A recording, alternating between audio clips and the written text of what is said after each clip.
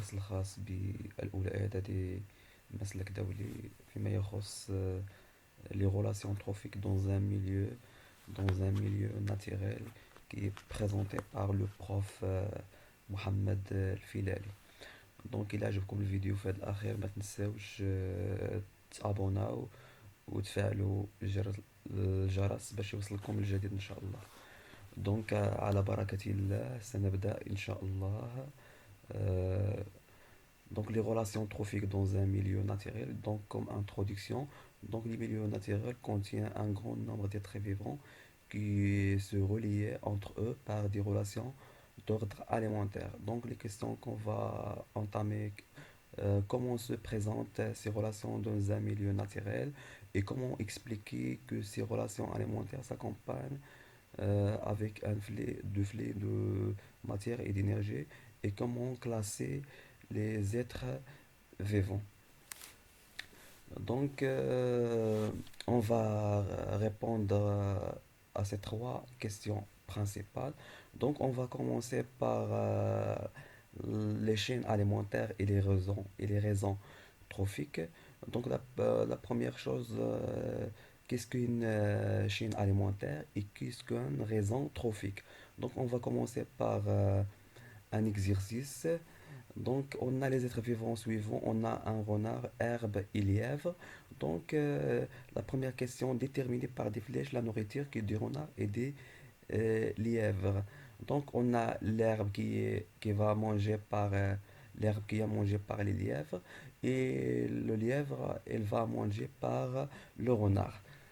Donc, maintenant, on va passer à la deuxième question. Que représente chaque élément de ce groupe par rapport à l'élément suivant? Donc, il représente relation alimentaire. Donc, la quatrième question, quel est le premier maillon de cette chaîne? Donc, c'est l'herbe, c'est un végétal vert. La cinquième question, qu'est-ce que constitue cette relation alimentaire? Donc, c'est une chaîne alimentaire. Et la dernière question, la sixième question, euh, les chaînes alimentaires se croisent entre elles, on l'appelle, c'est un réseau trophique. Donc, en conclusion, donc la définition d'une chaîne alimentaire et le réseau trophique. Donc la chaîne alimentaire est une suite des êtres vivants dans laquelle chacun mange celui qui le précède. Au début d'une chaîne alimentaire, on trouve toujours un végétal vert ou une partie de végétal.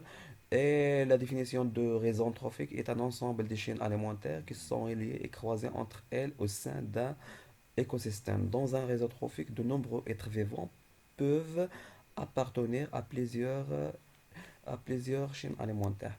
Donc, vous voyez l'image qui représente des plusieurs chaînes alimentaires et des raisons trophiques. Donc, par exemple, on a l'herbe qui est mangée, par exemple, par le lapin. Et le lapin, on va manger par la buse. On a aussi des autres chaînes alimentaires. Par exemple, on a l'herbe. L'herbe va manger par le lapin et le lapin va manger par exemple par le renard.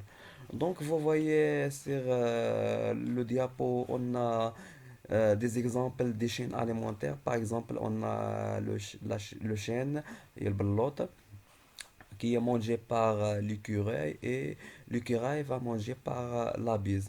On a des exemples des raisons. Donc les raisons trophiques, c'est un mélange des chaînes alimentaires. Par exemple, on a le chêne mangé par la souris mangée par la couette.